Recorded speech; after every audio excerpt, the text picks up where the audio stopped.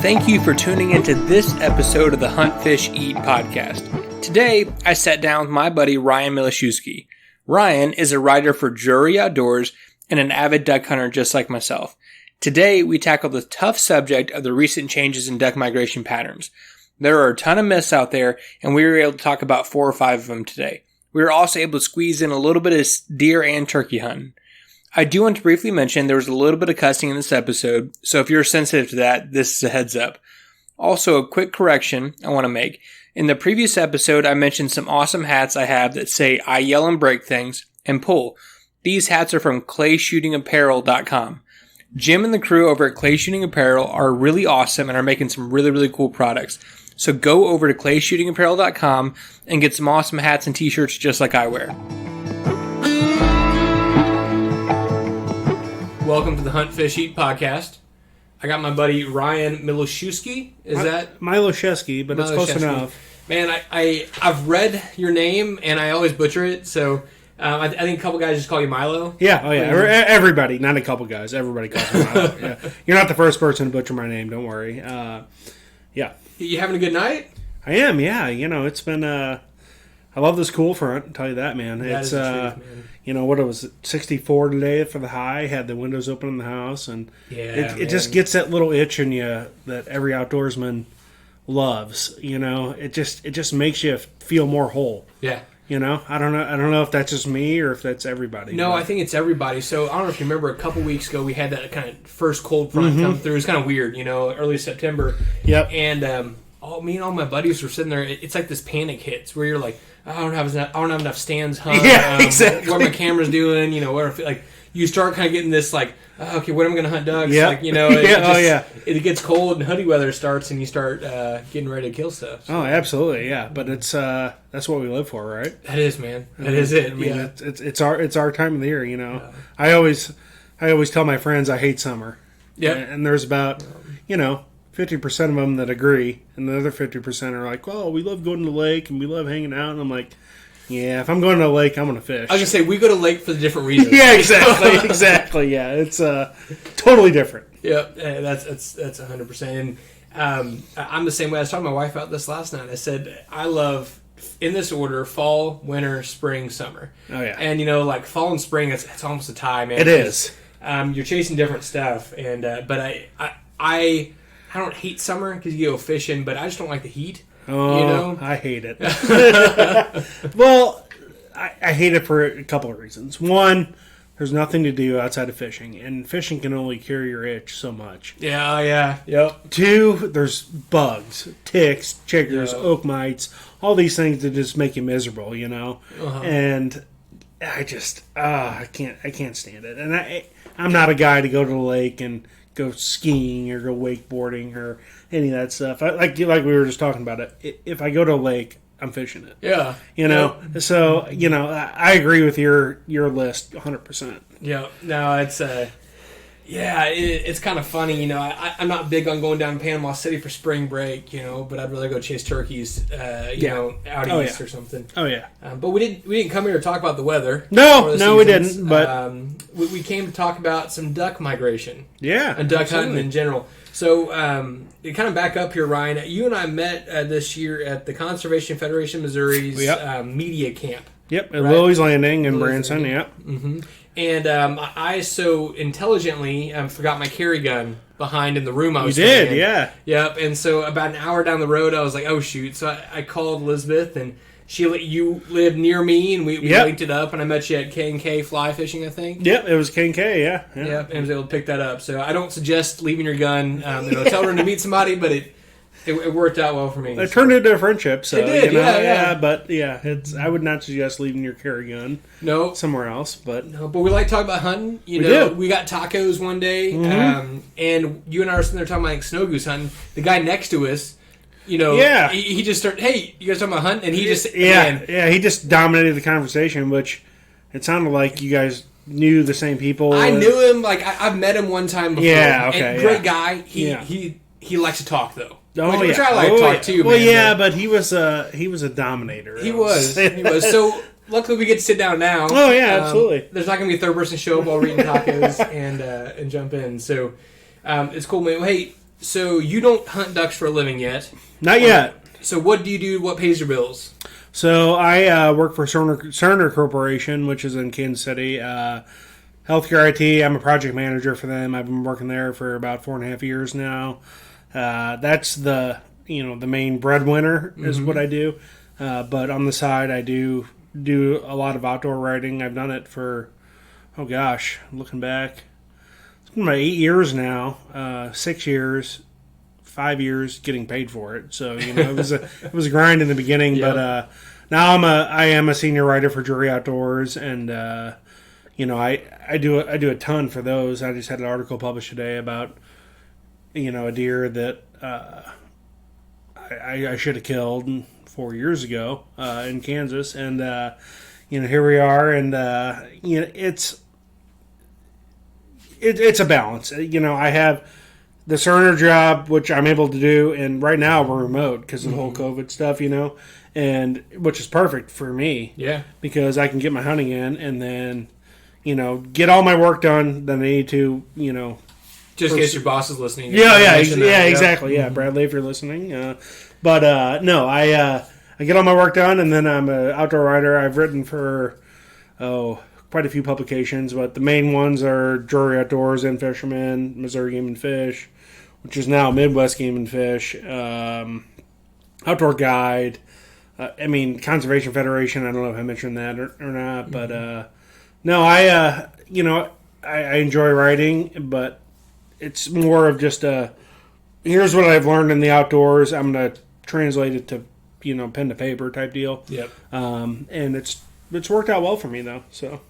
Well, good, man. Well, I've enjoyed reading some of your stuff. I've enjoyed chatting with you. And like I said, Drury Outdoors is a pretty cool publication. I like a lot of their stuff they put out. Yeah. I do a lot for DeerCast. All my articles are on DeerCast. If you're on DeerCast, you can find all of them. Like I said, I'm a senior writer for them, and it's good.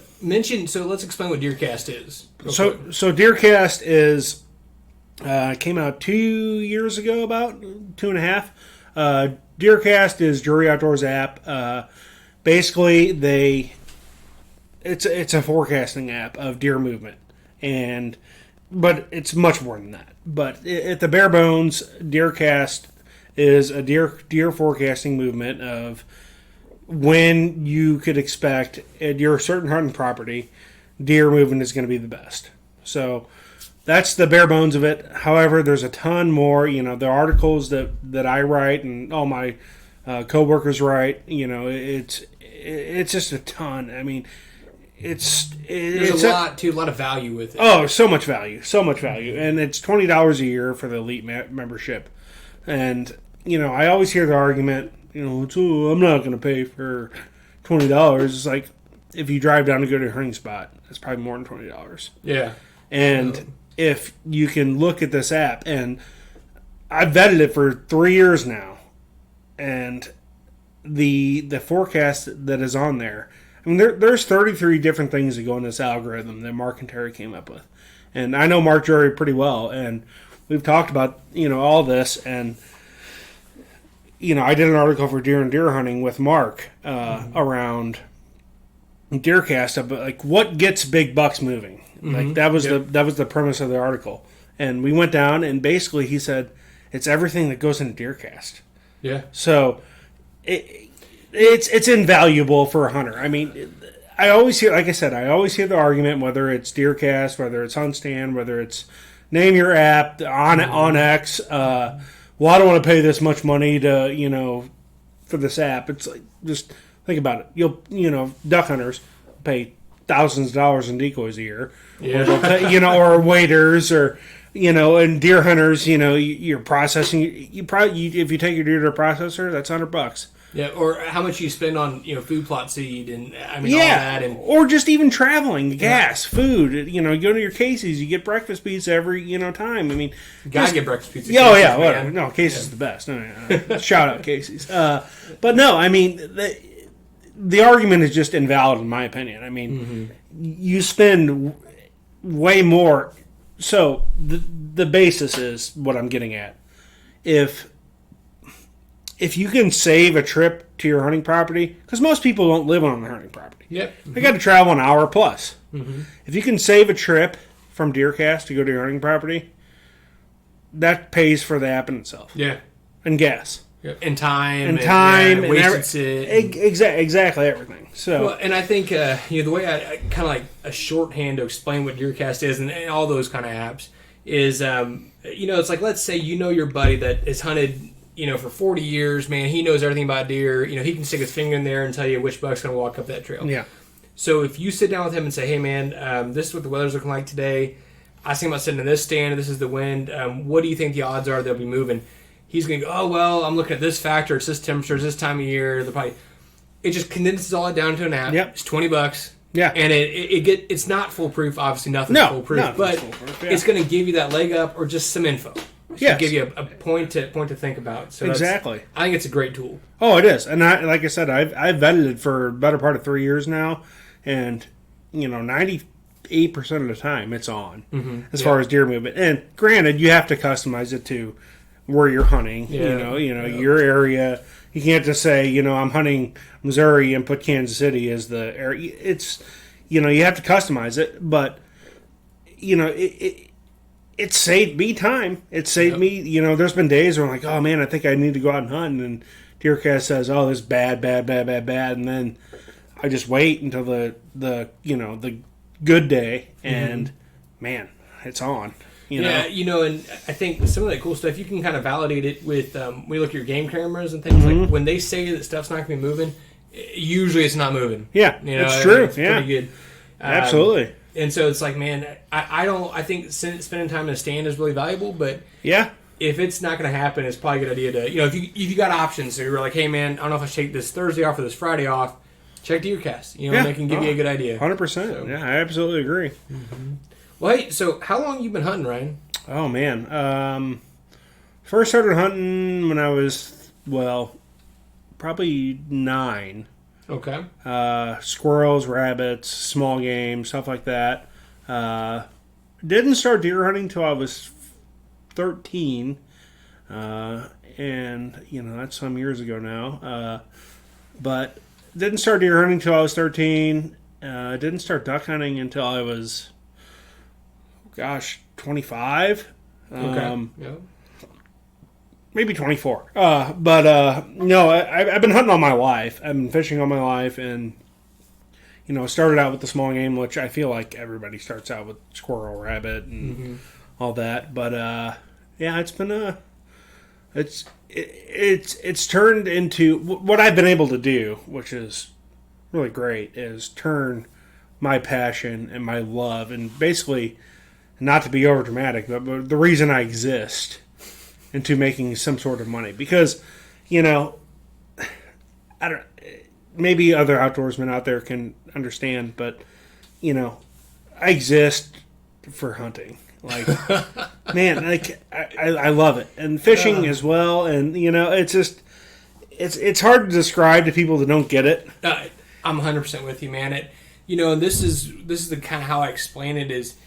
When I grew up, I'm an adult onset hunter, so I always liked guns in the outdoors, but my parents didn't hunt, didn't have an opportunity, so I kind of came into it a little bit later in life, but it's like once I got into it, and even before that, you'd meet someone and say, oh man, yeah, I hunt, and now I know those people would hunt, opening day of deer season with a rifle, and then hunt, 2 or 3 days in South Dakota every year. Yeah. That was their quote-unquote hunting. Yeah. And those guys are great. Nothing against that if that's all you want to do. But it's like I want to hunt every day of the year. Yes, exactly. I do if get it's burned legal. Out. Yeah, that's right. I do get burned out sometimes, and I got to kind of take a day off. Sure. But it's if I can, like you said, if I can legally hunt. I went down to South Carolina earlier this year just to get in the stand earlier, man. Yeah. I was so. I mean, it's August. It's been 2 months since I've been in the woods. So I'm like, I got to go out there and do it. Exactly. So, it's hard to explain to people that aren't about that, man. It is. It really is. My buddy David Holzknecht, he's a duck killing machine. I know we're talking about duck hunting later, but he is. He's just one of these guys that it's hard to describe because you have your Sitka bro staff over here, and then you have guys like David who's been duck hunting for 20 years, basically his entire life, and he is just one of these guys just kills ducks. Yeah, but. the goal is not to be a killer. The goal is to be a hunter. But he's still just really good at it. Very efficient. Yeah. But he told me one time, he said, I hunt ducks because I have to. I hunt turkeys because I want to.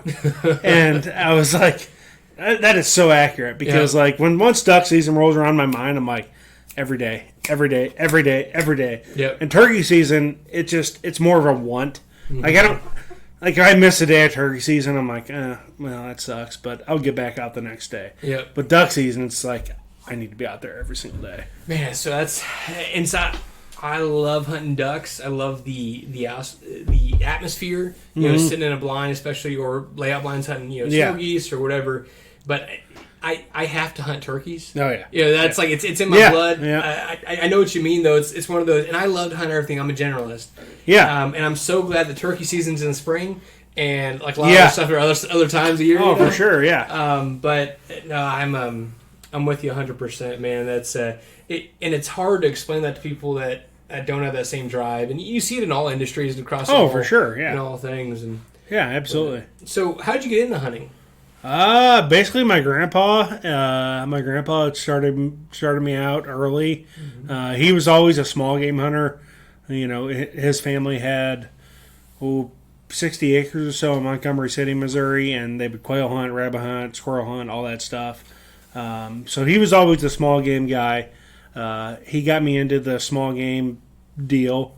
His first squirrel, he was 10 years old or whatever, and he took me out when I was 9, 10 years old and shooting squirrels, and so he got me into the being into the woods aspect. But the deer hunting and the duck hunting aspect, deer hunting, my uncle Steve got me into that.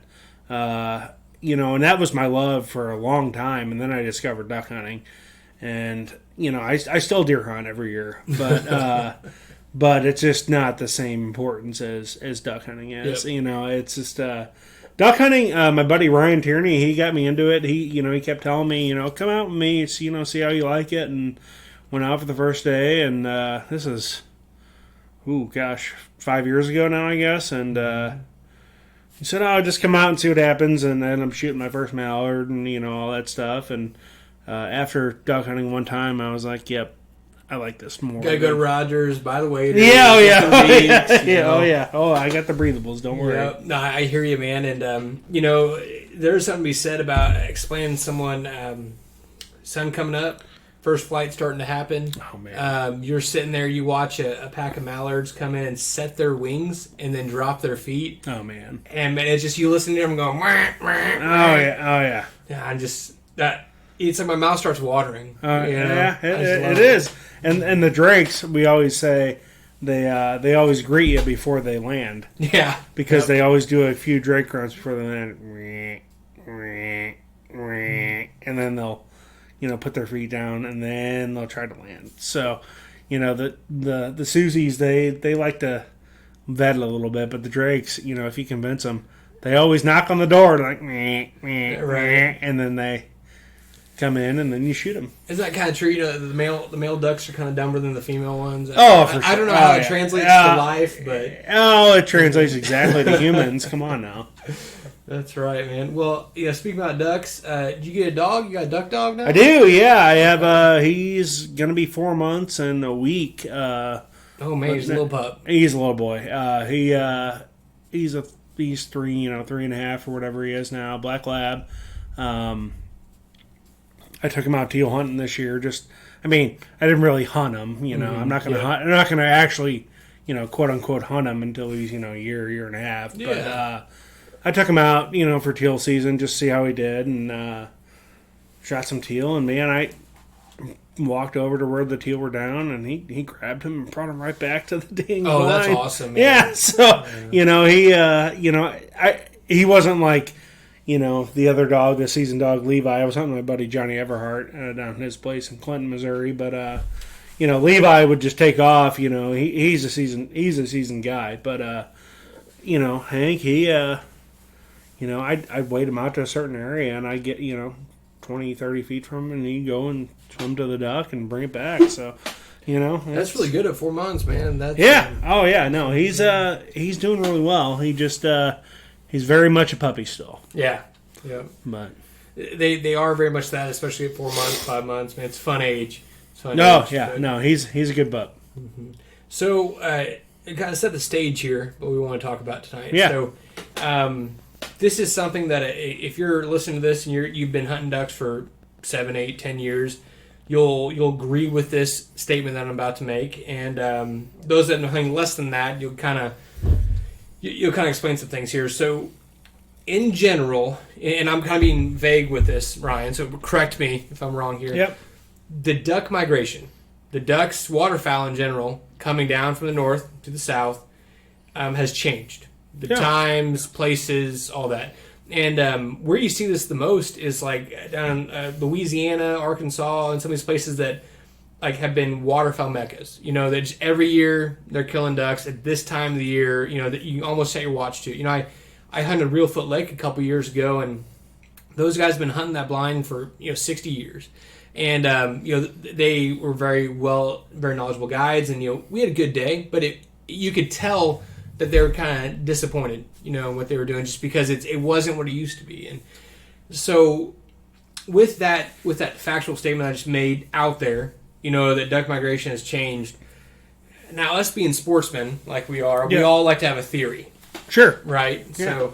So let's start off with the theory. So we got talking about this a little bit. Yeah, we did. Because you're writing an article for Drury. Uh-huh. So what's your take on this? Why do you think they're not migrating? Or migrating at different times? And yeah, so I think this is something that's going to be debated, contentially for forever. Yeah.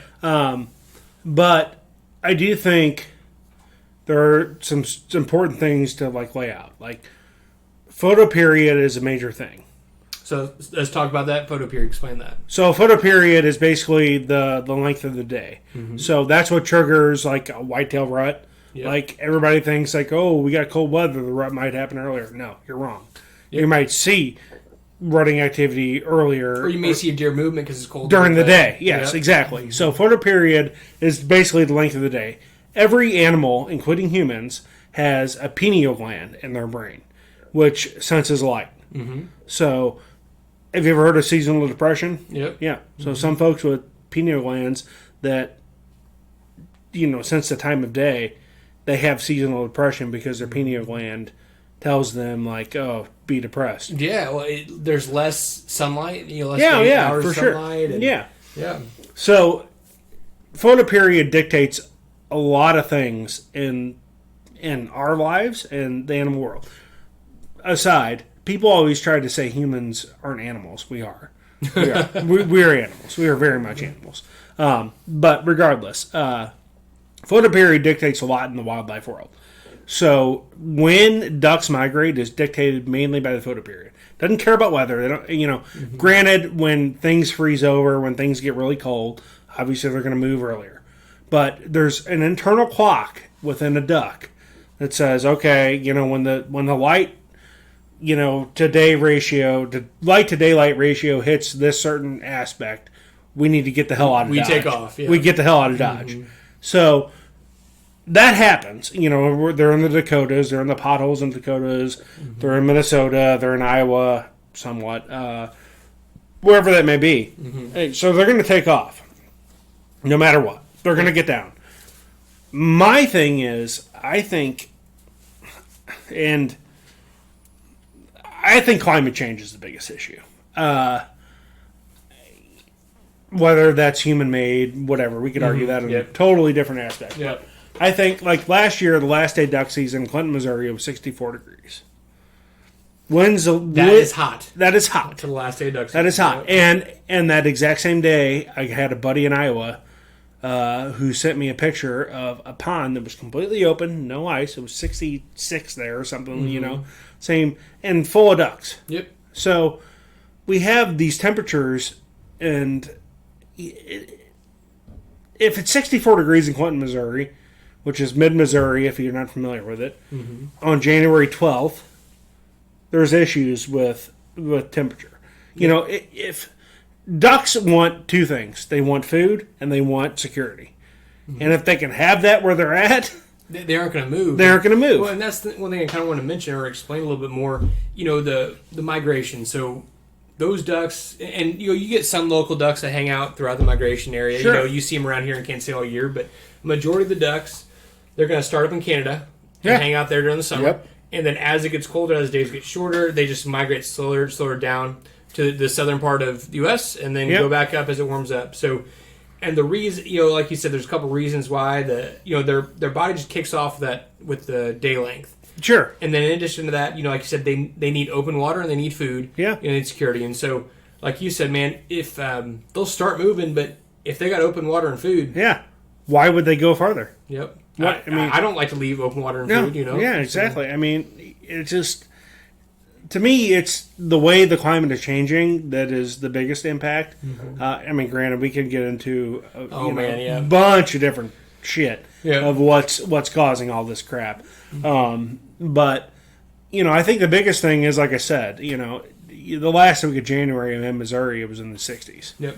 And that's an issue. Yeah, I agree. And, again, we don't want to talk about what causes climate change or anything like that, but I think it's clear over time you can see that it's getting warmer in different periods of the year. Yes. And like you said, with duck migration, if it's below 32 degrees for a long period of time, the water's hard. Yeah. Ducks can't sit on there, and so and they move. They move, right? Yeah. And they go find open water and food. Yeah. It just makes sense. So now what species specifically do you think are being mostly affected by that, or that we're seeing change mostly with this?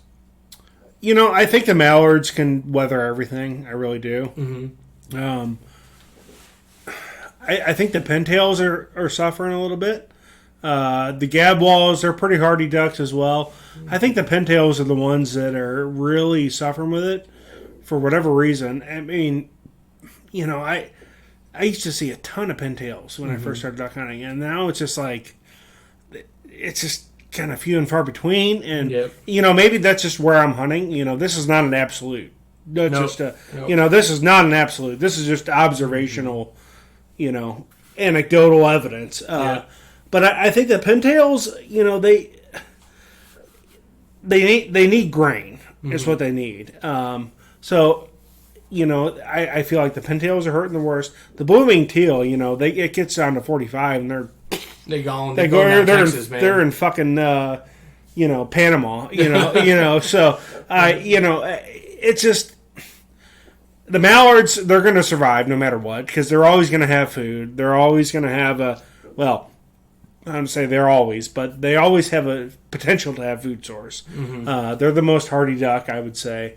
But some of the fringe ducks that like your black ducks and your mergansers and your wood ducks and all the kind of the fringe species, I think they're going to hurt the most because. You look at a merganser, they have to have open water and deep open water. Mm-hmm. Or a redhead or a canvasback or anything that dives. Yep. They're going to need they need deep open water to survive because they dive down and they, catch fish, mollusk, whatever. Yeah. So, I think the divers are going to hurt the most because a mallard can always find a grain field, when somebody cuts it and you'll get some pieces of corn, kind of like a deer. Yeah, exactly. So, but the divers, I think, are going to hurt the most. Mm-hmm. And that's a good point. Not all ducks eat the same stuff. No. And as duck hunters, anyone who's killed a coot or anything like that knows it tastes a little different. Yeah. Just based on what they're eating. Sure. So, like we talked about, there's some big factors that we thought had changed this. Now, like hunters and sportsmen, we all have theories. And everyone's got their little, based on their annual evidence, things they've seen. So let's go through a couple of these, and we can just discuss them, gentlemen. Sure. Okay, so this first one I'm going to call agricultural practices changing. Yeah. Okay. So that's a great euphemism, Dan. And I actually, there's some truth to this across multiple species, like with upland birds. Oh yeah, for sure. I can get into the whole, anyway. But in general, throughout the U.S., we have changed agricultural practices. 50 years ago, it was small farms. Maybe 100 acres. Big farms for a couple hundred acres. And you had edges, right? And you had field edges. That's exactly right. Yeah. You didn't go all the way to the fence row. Yeah. So that was good habitat for quail, for pheasants, for prairie chicken. Now, with industrialized farming, and I get this, you got to make money. For sure. There's not much margin, and so these guys need to make every dollar they can with GPS, improvements and tractors. My brother-in-law works for John Deere, so and he works on all that. It's crazy. They can, within a couple inches, that they can plant a seed. From space, man. It's insane. So because of that, we've gotten a ton more efficient corn, grain, soybeans in the Midwest here. Yeah. So the theory behind this is that the ducks, they get out of Canada, they get out of the upper part of the Dakotas, and they hit these great grain fields, these great corn fields down in Kansas, Nebraska, and South Dakota, and they stop, man. Why would they go any further? Yep. So what are your thoughts on that theory? Can you pause that? I gotta take a leak. Yeah. So I think it's definitely a factor. I think it's 100% a factor, But I also think that the weather that we have is a big factor as well, and the climate that we have. So everybody loves to shit on Habitat Flats and Vandemore and say that Vandemore is stopping the migration, which I think personally is total bullshit. And I have no affiliation with Habitat Flats or Vandemore. Like, I'm never going to hunt with them. He charges like $2,800 for a fucking teal hunt. I'm not going to do that. I'll hunt my public land and kill teal and kill ducks, but I have no affiliation with that. I think the whole flooded corn argument and the Flyway Federation argument, I'm going to be completely blunt. I think it's horseshit. Okay. I really do. I think it's total bullshit. I think it's a reason to blame somebody else for what's happening just worldwide. And this is not I'm not a liberal. I'm not saying, you climate change, all this shit. But, everybody loves to shit on Habitat Flats and Vandemore, like I said, and say, they're stopping ducks. Well, number one, if you had the money, would you do what they did? Yeah. 100%. Everybody would, and I think that's the point to mention is it's easier for me to blame my neighbor or the guy that's got a nice duck club down the road than it is for me to go, man, there may be a bigger thing going on here. And it is. It's so much easier. And specifically what they're talking about is like, especially, down the Mississippi River corridor, Missouri River corridor, there's a lot of ag on both sides. Yeah, now, there is. Ducks love to follow those corridors. So what some of these duck clubs doing, and it's legal, is they'll flood up to the ears. And so what ducks can do is at night they can get in there, they can swim around, they got some cover, and they can eat corn right off the cob. It's a beaks, away. Yeah, exactly. Yeah. However, my argument is every fucking grain field that's harvested from here until Canada, Canada, is spent grain. Yep. So what's the difference between that and a flooded cornfield? Not much. Not much. Exactly. It's available food. It's food. It's food. So. No, I think the biggest thing is freeze-ups are not happening nearly as much.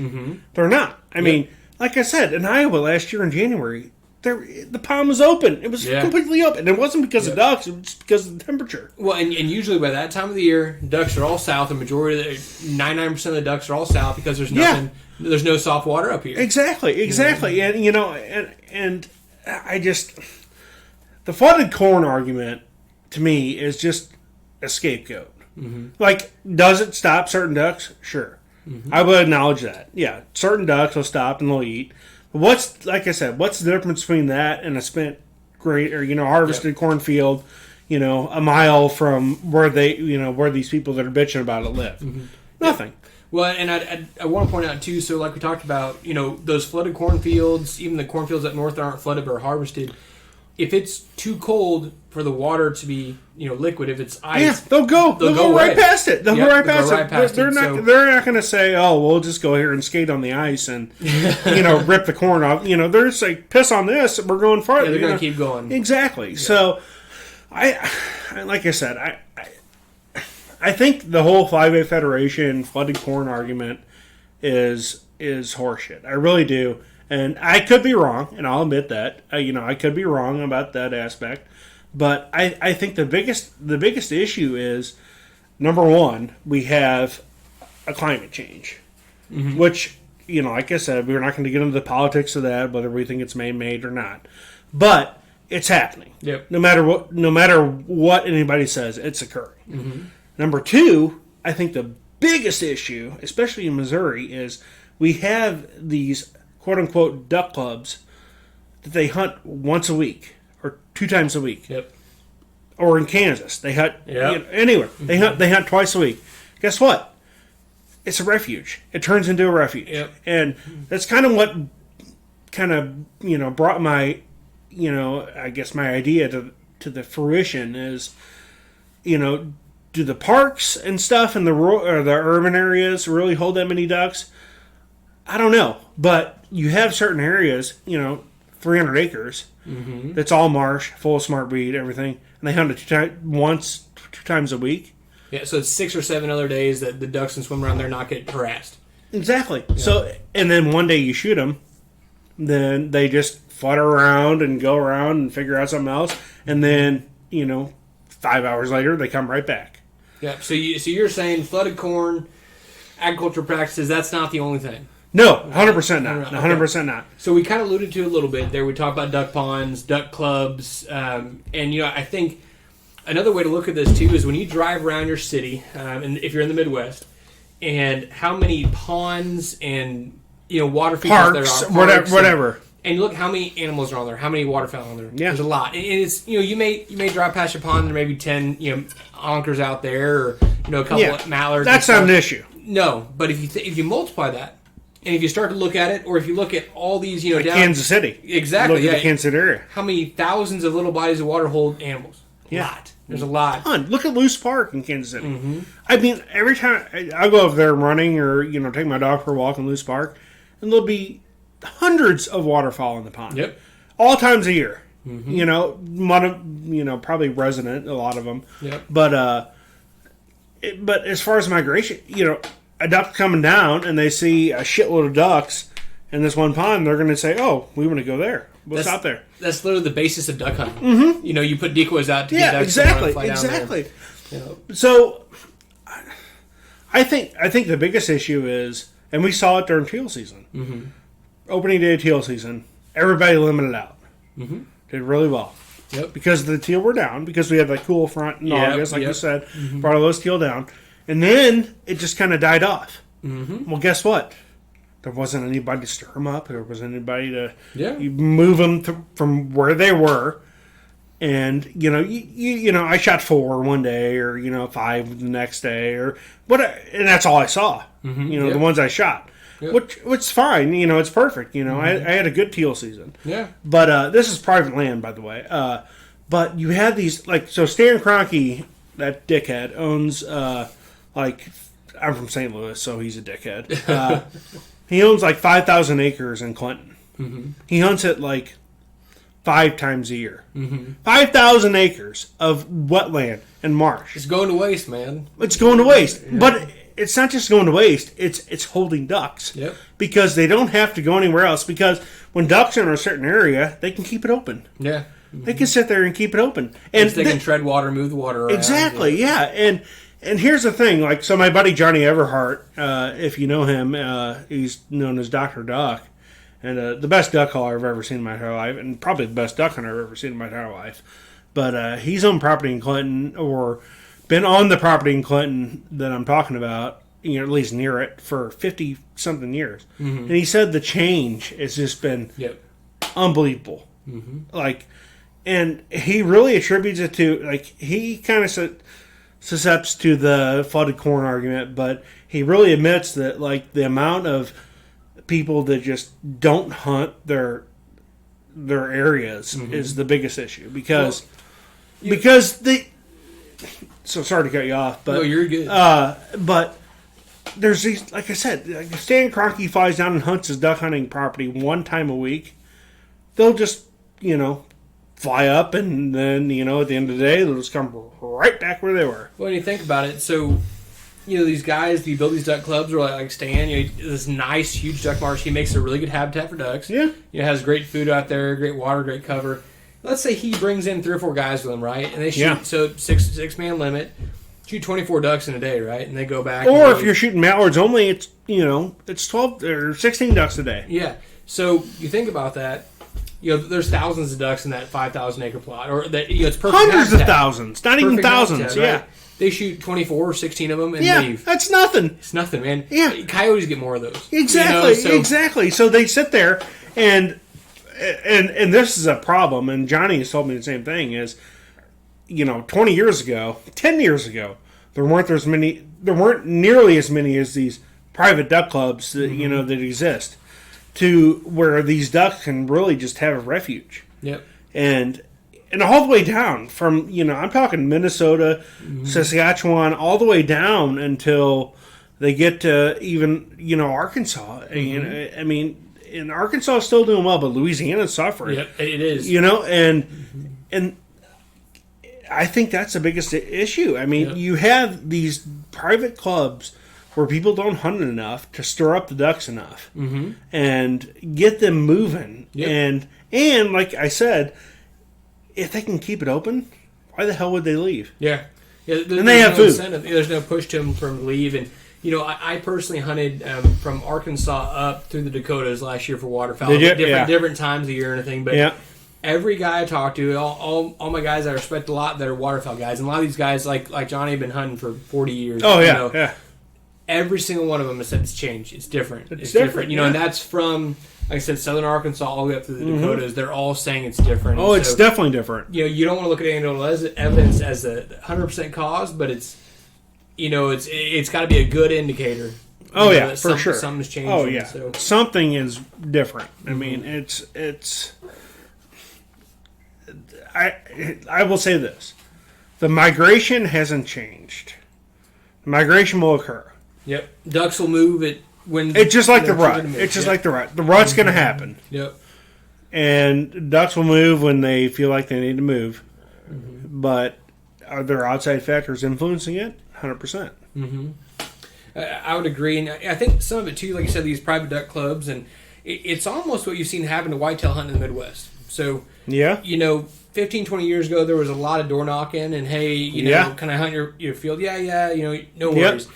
Now, a lot of that land's leased up. Oh, yeah. I mean, a lot of, Kansas, the Dakotas, Nebraska. Oh, Kansas especially. Kansas it's bad. Leased to hell. And I get it, man. If I owned a real nice chunk of land and I wasn't hunting it and some guy came and waved a bunch of money in my face, oh, hell yeah. I'd probably lease it too, But what that's turned into is just like I said with the private duck clubs is you got this habitat that is artificial, that's been created, that the ducks are not being busted off of. Yep. So why would they leave? No. If they can keep it open, why would they leave? Yep, you're absolutely right. So we've kind of talked about agricultural practices. We've talked about the the advent of duck ponds, duck clubs, and just water being open. Yeah. We talked about temperature a little bit. Now I want to talk about the juicy one. This is what I think is screw the migration up and is the reason ducks aren't where they're supposed to be. Mojos. Oh boy. Okay. Oh boy. So the argument here, for those that don't know, is mojos are spinning decoys. Usually you put them on a pedestal, and what it's supposed to simulate is a duck landing. So it has like spinning wings and everything. And the argument is that they started using these about 10, 15 years ago, and they were like magic, man. You'd throw it out there, turn on, and you'd let them out real quick. And so the idea is that when they started using them, juvenile ducks be tricked by them, come in and get killed. And so the ducks that are still alive, still out there flying, have seen the mojos. They're older ducks. They will not be tricked by the mojo. So that is why the migration's been screwed up. There's no more juvenile ducks. So the ones that are around, there's a lot less of them. Just old guys flying around. What are your thoughts on this, Ryan? Well, I think the idea that mojo has screwed up duck hunting is horseshit. No. Tell me how you really feel. Yeah, right.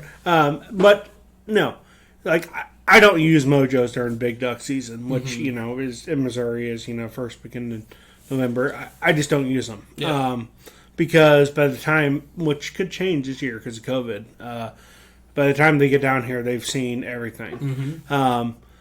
They work great for teal. Yep. They work great for ducks or doves, not ducks, but. Doves, they work great for doves. They work great for teal. Teal of any type of motion you could possibly throw at them. Yep. So I don't use mojos in big duck season. So I may not be the best to talk about this, but the idea that Mojo has totally fucked up the migration is totally batshit. Because I think Mojo's paying you. Ryan. No. Shill by the decoy company. No. I'm not a Mojo sponsor. I have a few of them. I think they're great. Okay. I think they're good. Like I said, in certain situations. Yep. But so I think yes, they do pull in juvenile ducks, but I don't think that a 2-year-old mallard is going to look at it and say, "Oh God, that's a Mojo. Like I can't go into there." Mm-hmm. The issue is ducks are gonna land where they want to land. Yep. Like no matter what, ducks are gonna land where they want to land. Be where they want to be. Kill ducks. I mean that's. Yep. I mean seriously, that's like will they flare to Mojos for sure, but. I don't think it has changed the migration. Not a chance. There's no freaking way to change the migration. Yep. I mean, ducks for hundreds and thousands of years are going to go where they want to be. Yep. And if you have a Mojo where they want to be, they're going to land. Yep. If you have a Mojo where they don't want to be, and they're like, maybe I'll land in this pond, or maybe I'll land in this marsh, but they see a Mojo and they're like, oh shit, 2 weeks ago, I got blasted, or all my friends got blasted, when we went to that.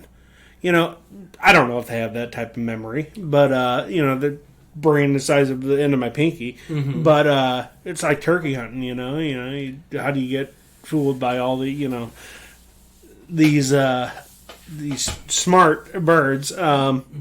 But it has not changed the migration. There's no chance. That's just my opinion. No, I agree with you, and I think it kind of goes to me like it's a cheap cop out. It is for why things are changing. And you and I kind of talked about this beforehand. My thoughts on this are there's multiple factors. It's a bunch of stuff. It's a ton of stuff. I don't think there's one thing you sit there and hang your hat on and say this is the factor. Not a chance. It's kind of, and the worst thing about it is there's a lot of things not going in the favor of ducks. And I'm not saying that duck numbers are way down or anything like that, but it's just I think what's going to have to happen over time is we're going to have to shift where we're hunting, where we're going to have to shift the times, and I think we're going to have to, as hunters, start going, hey, just because my granddaddy hunted this field every year, I may not work anymore. Yeah, 100%, yeah, and which I think is part of hunting. Yeah, it absolutely is, and it's kind of the lazy man's way out of the ducks aren't coming anymore. That's why. Well, no, man, they may just be a mile over, or not even a mile, a couple hundred yards over. Yep. Maybe they see a whole 200 yards from where you're set up. Mm-hmm. If they're over there, then so Duck Dynasty has kind of ruined duck hunting. Yeah. They had. I would say that, but Jace Robertson has a great quote. Somebody emailed him a question or sent him a question. He said, I'm calling like hell on these ducks, and they just keep landing about 100 yards away. Like, how do I get them into my spread? He goes, move your blind 100 yards over there. Yeah, exactly. That's the biggest duck hunt tip I ever got from a buddy of mine that hunts ducks religiously. And he said, if you're not where the ducks want to be, they ain't gonna come in. No, no matter what you throw at them. No matter what you throw at them. Mm-hmm. It could be the best cut down call you have in your pocket. It could be everything.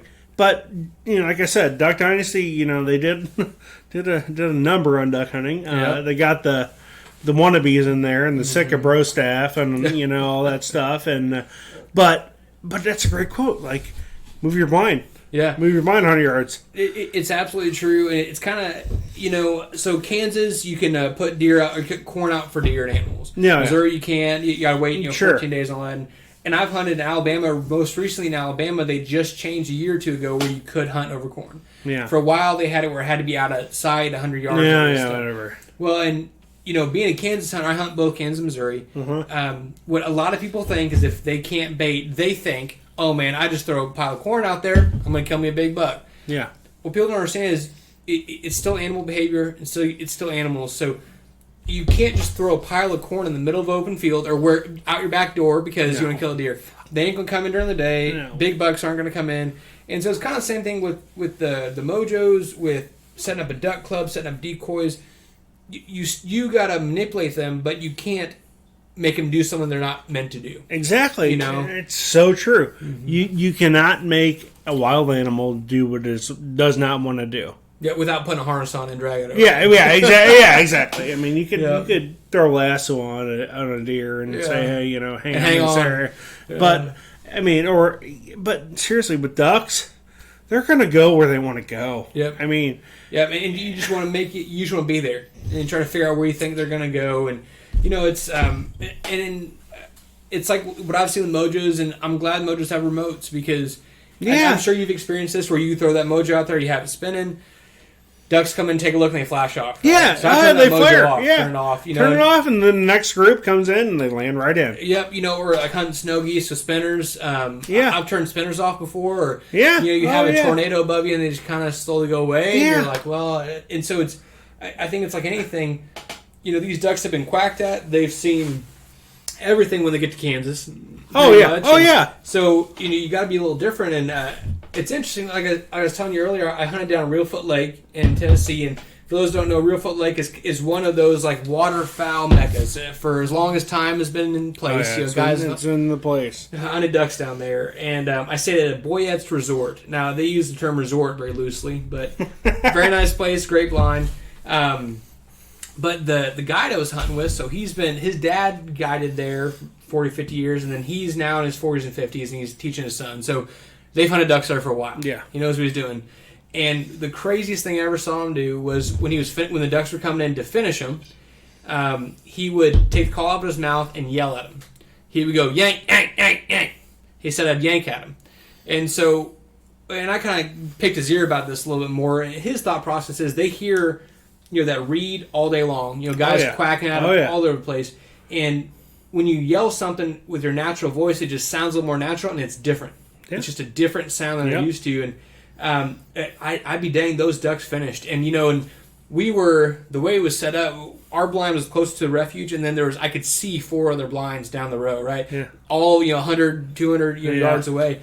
And it was crazy because we're all calling, and they come and finish in our hole. Yeah. And it's, so it's like anything in hunting.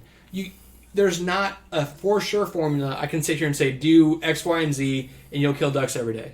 No. It's just not possible. So these are wild animals. You got to mess with them, man. One of my buddy I mentioned earlier, David Holzknecht, he got drawn at Ted Shanks a few years ago, and it was pressured beyond belief. Mm-hmm. They put out 2 decoys. Yeah. A drake mallard and a hen mallard. 2 decoys. 3-man limit in 40 minutes. There were the ducks wanted to be, right? Well, they were, yes. But the ducks were also used to 2 dozen, 3 dozen spreads. Mm-hmm. They weren't, they were used to that, and they said they would look at that and say, fuck off. Yeah, I'm not going there. I've been shot at. Yep. But 2 decoys. Yep. 2. They have them on jerk strings? No. Okay, just 2 decoys chilling out there. Just two decoys chilling out. I have the picture. I can find it for you. And they had 3-man limit in like 40 minutes. That's crazy. And there's so many of the. I can get into it. But like these quote unquote duck grinders, the guys that hunt, they're pill pullers in Missouri. How Missouri goes with, all the duck parks is what we call them. Mm-hmm. And like David pulled that one, and he's a bad motherfucker. Mm-hmm. Like he can kill ducks in a hole in the middle of Nebraska, in January. You know what I mean? Like he's one of those guys, and but he was able to realize hey, they're flaring off decoys. Mm-hmm. And he's told me before that he's seen ducks flare off live ducks. Mm-hmm. Just because they're so used to getting shot at when they go to decoys. Exactly. Mm-hmm. He's seen them flare off the live ducks. Mm-hmm. So he's like, well, screw it. We're going to put out 2 decoys, and we're going to see how this goes.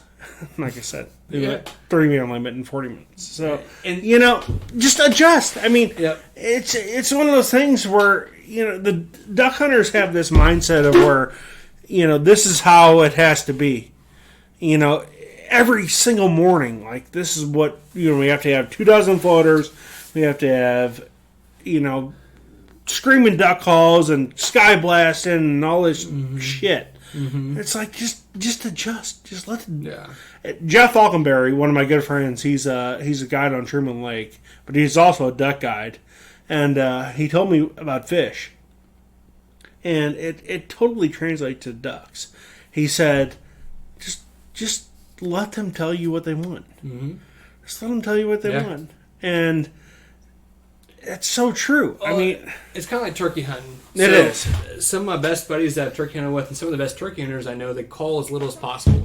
Yeah. Or they hen call as little as possible. You know, they'll throw crows out and owl hoots and everything, but when people go about turkey hunting and fishing sometimes the wrong way.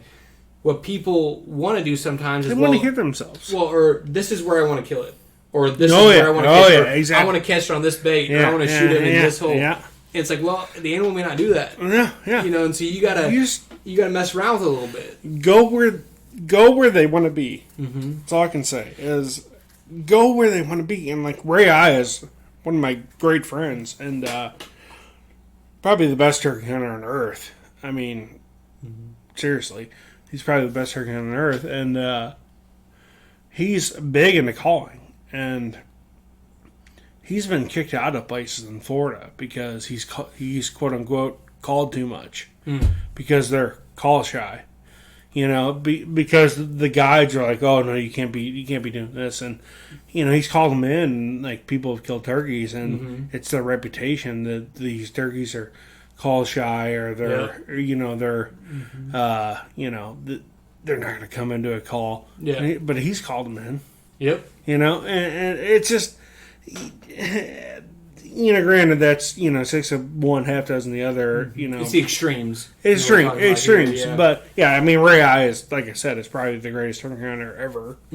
But like perfect example. So I was hunting turkeys this past spring. I took a buddy of mine out to kill his first bird, and so I had this tom that was kind of hung up on the back of this hill. Yeah, and we were set up real good. He just wouldn't come over that hill. Oh, yeah. So he could probably look over the hill and say, "Oh, I don't see any feathers. I don't see anything that's worth a shit over there." Yeah, okay, go ahead. And so as we were sitting there, a hen comes in from our right or from my left. Okay, and she comes in, check us out. You know, and I told him, "Buddy, just don't move, don't do anything." You know, well, she goes. There's a little rise over the hill, and the big hill he's behind. So she goes over that little rise where she can't see us anymore. So I tell him, I said, "Just start cutting. You know, just start acting like there's 4 or 5 turkeys up here." Just kind of. You know, so what does she do? She turns back around, starts yelling at us, comes back up the hill. Guess who follows her? Tom, man, and that's how we got him. So again, you can't have a hard fast rule about anything. No. I'm generally a call less kind of guy, but sometimes you got to do it. And again, you got to read the situation. You have to read it. And I was sitting there thinking, if that real hen goes over that hill, we have no chance of getting him back over here. Not a single chance. Not a single chance. I mean, I've had that happen so many times, turkey hunting, where you just... The best way I can describe it is you're beat. Yep. And you just back out. And you say, you son of a bitch. I'm going to get you tomorrow. Yep. But you kicked my ass today. Yeah, well, what I explained it was we were calling the hen in, we weren't calling Tom in. Oh no, I said, and that's the best. That's 9 times out of 10. That's the best way. You piss off that lead hen, or a hen that he wants to bang. Yep. You piss that Tom off, or piss that hen off. He'll come in. He's like, what's going on over there? I want to find that out. Oh yeah, he'll come in. Yeah, that turkey thing you saw as you walked down the stairs. Yeah, so it's not the biggest fan, but that was from Alabama 2 years ago. A good buddy of mine named Chuck, he called that bird in for me. And the coolest thing about it was we were sitting on the edge of this field, and about 50 yards across the field was another fence, and then another field. So out on that field, there's this big tall tree, and we get there first thing in the morning. We hear a bird gobbling, calls him a little bit. We get in position, like, okay, we're good. Well, he pitches down in the field. It's about 100 feet yards from us, and there's a hen over there. Yeah. Well, so we get to watch him strut around. He does this whole thing, puffs up for about an hour working this hen. Yeah. He goes off and breeds there, and we're like, man, we lost. But hey, you're competing against a real hen. You're going to win. So we're sitting there, we're like, well, let's wait just 30, 40 minutes, see what happens. We're just about to get up, and the next thing I see on that fence line is this little black head coming, And he comes over, we call him just a little bit, and he kind of puffs up, and he went back and forth, and finally he dipped his head under that fence, Right when he said, "You're dead, buddy." Yeah, just do it, man. Yeah. And, so, sorry to cut you off, No, but Johnny Everhart, who's also he raised turkeys, everything, but he's a big proponent for duck hunting and turkey hunting, what he calls the second shift. Yep. He says that, and I've noticed this. It's the second shift. Sleep in. Turkey hunters, duck hunters, sleep in. Mm-hmm. Because from about 9 o'clock to 11 o'clock, you're gonna, especially with turkey. Mm-hmm. Yep. Oh man, that time I've killed more turkeys in my entire life from 10 o'clock to 1 o'clock, because 1 o'clock cut off in Missouri. Yep. In my entire life than I have off the roost. Yep. I mean, I've had turkeys that they knew I was there, mm-hmm. and I just shut up. And about 10 o'clock, here they come. Yep. Yeah. Like, oh, hey, what's going on over here? This bird right here, I got a fan sitting next to me. This is an 11 a.m. bird. Yeah. Never gobbled. Never called out. No. Yeah. We just caught him walking where I knew he liked to walk. Yeah. Inch spurs on him. It was funny. He never puffed up or anything. No. I saw his head at the top of the hill, and I couldn't tell if he was facing towards us or away. So we kind of tucked into this thing, and my buddy's calling for me. He's got binos. And I'm going, is he a tom? Is he a tom? And he I see him look up, and his eyes kind of big. Goes, oh yeah, he's a tom. Yeah. And I'm like, okay, I'm trying not to get excited. Yeah. So he comes down about 35 yards to smoke him. I go over there. My buddy goes, he's ran a camera on this route for a long time. And this bird has 1.5 inch spurs, which are big spurs. This is an Alabama bird. It's like a 22-pound bird, big. Huge. And he said he looked up and saw those spurs and knew exactly which bird it was. And he's like, he didn't want to get me too excited. He was like, it's a tom. It's a tom, Yeah, oh yeah. So the Kansas bird I killed this year is my buddy Caleb Phillippe's place in Pomona, Kansas. Mm-hmm. So not far from here, 45 minutes. And so we struck out in the morning. Struck out is a relative term. We saw a bunch of turkeys, but didn't kill one. Didn't kill one. And we're walking the whole property, and we get down to this certain area. It's just like an old logged road, and there's a fence, and all the just greenery and all this great shit. And I look up and I see 3 turkeys. They're not running. They're just kind of like, oh, what is that? Because they saw us. And they ran. And we heard a gobble in the field, and the neighbors, I don't know, 50 yards away. Mm-hmm. And I just fucking hammered it. Yeah. And he answered me, and I called again. He didn't answer. And I looked at my buddy Caleb, and I said, "Do you want to kill him, or you want me to?" Because he's coming. He's coming. Yeah. And he goes, "You go for it." So I scooted up 20 yards, and by the time I sat down, that son of a bitch was full strut underneath a big redbud tree that was in full bloom. This is April 15th in Kansas. Mm-hmm. And full strut. Just drumming like just full strut. And here he comes, just walking down the road, and I shot him at 35 yards. There you go. First time he gobbled was 10:25. First picture I took of him is 10:28. There you go. That is a good way to do it. And that's something that you just get when you are a turkey hunter for a long time. Like when I called to him and he didn't answer back, I knew he was coming. Yeah. And like I said, I looked at Caleb and I said, Do you want to kill him, or do you want me to? Well, and I've had, depending on how far away they are, if they cut you off, they're talking to you. They know you're there. Oh yeah. And so, like I said, the guys have taught me get little as close as possible.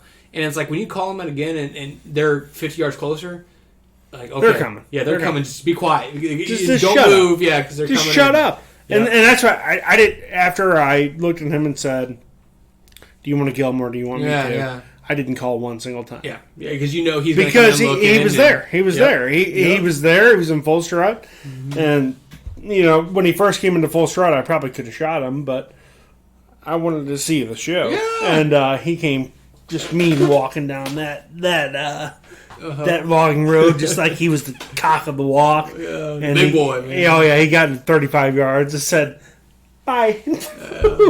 I hit him so hard with that Winchester Longbeard XR. I don't know if you shoot that or not, but I shoot TSS. Oh, that's good shit though. But I shot XR before TSS came out. So. So I hit him with the XR, and he just did a backflip, and his right leg was just like out of socket because I hit him so hard. Oh man. Oh yeah. So it was one of the biggest turkeys. Well, not the biggest turkey, but like I said, I've killed a lot of turkeys.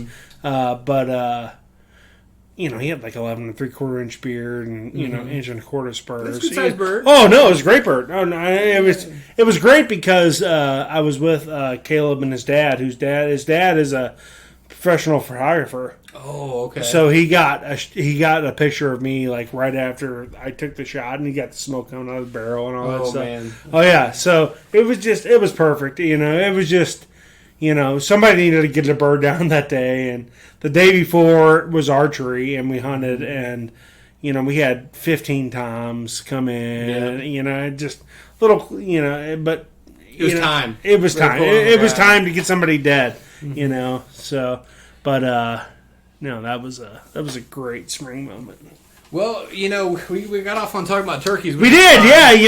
Turkeys I are my you thing. into it, Yeah, you did. You tricked me into it, Daniel. Yep. Jeez. Told you to come talk about ducks, and then get off talking turkey hunting. But it's like a lot of forms of hunting, man. There's a lot of similarities and parallels to it, and so there is. Oh yeah, for sure. But kind of wrap up here. So, like I said, my opinion, and I'll give you your chance to talk to about this. Is I think with the duck migration, seeing the duck numbers change, ducks showing up at different times of the year, I think it's multiple things.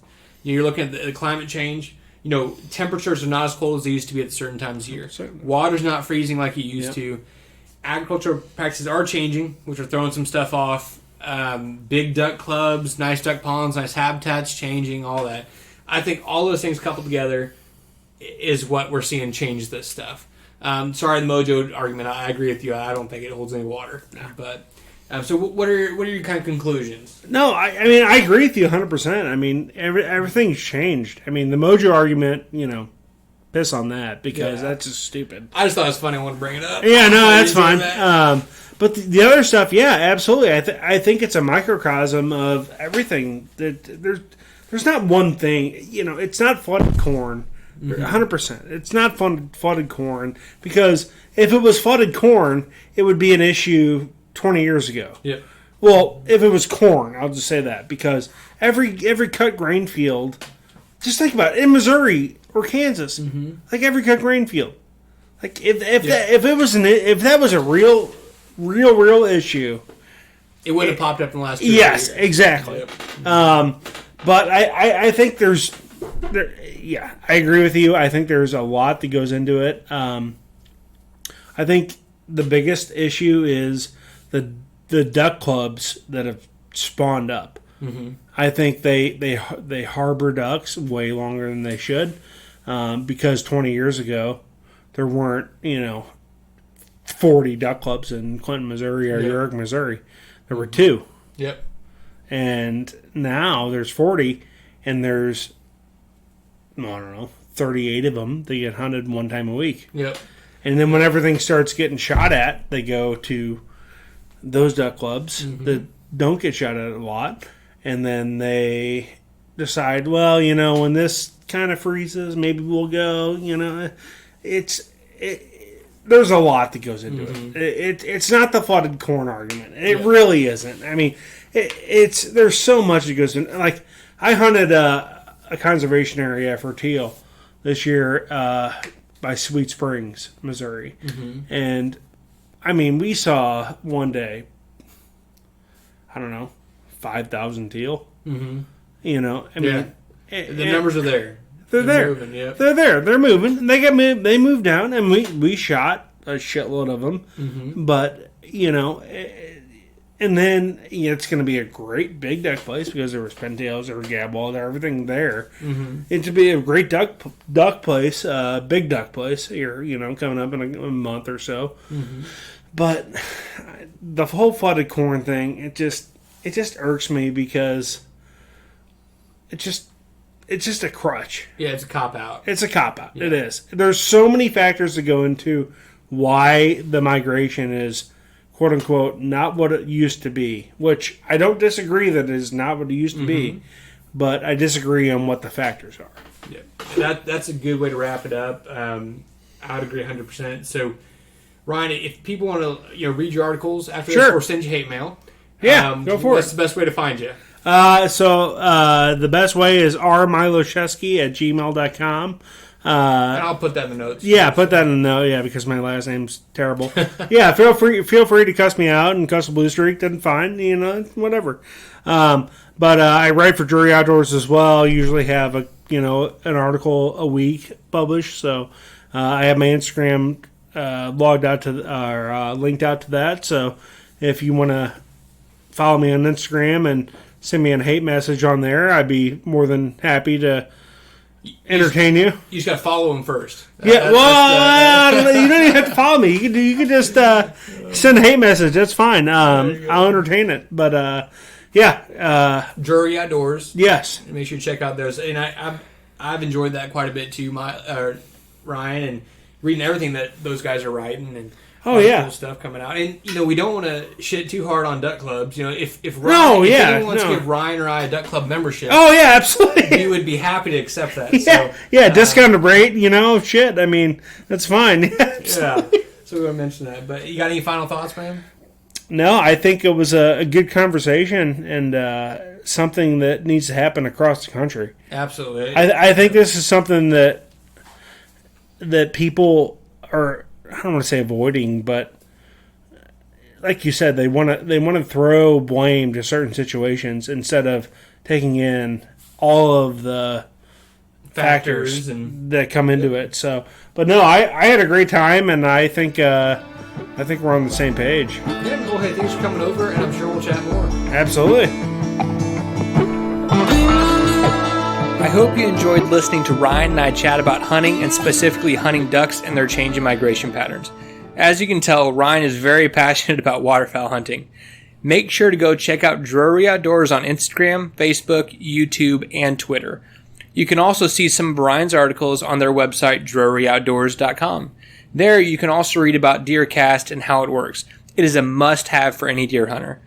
If you enjoyed this episode, it would really help me out if you share it with your friends and family. If you're listening on Apple Podcasts, please leave a review. When you do that, it helps this podcast come up in more searches and reach more people. Please go and like us on Facebook, Instagram, and subscribe to the podcast wherever you listen to it so you don't miss an episode. If you want to help support the Hunt, Fish, Eat podcast and have an opportunity to do some awesome stuff with me, please go check out our Patreon page and feel free to jump on at the support level you feel comfortable with. Our Patreon is patreon.com/huntfisheat. Our Facebook is Hunt, Fish, Eat Outdoors. Our Instagram is Hunt, Fish, Eat. Thank you, and catch you on the next episode.